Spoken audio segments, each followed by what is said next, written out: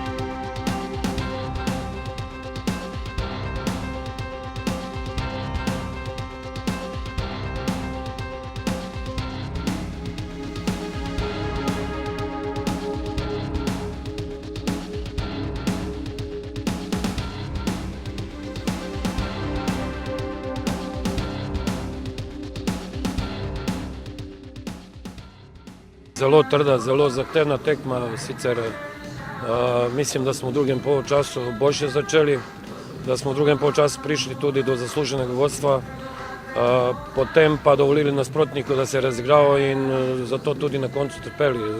Zadnjih 10 minut, bi rekel, je bilo in nepromišljenih potez in preveč panike. Na koncu čestitke vseeno, ker mislim, da so fanti res tekmo obdelali do konca in da smo na koncu tudi zasluženo zmagali.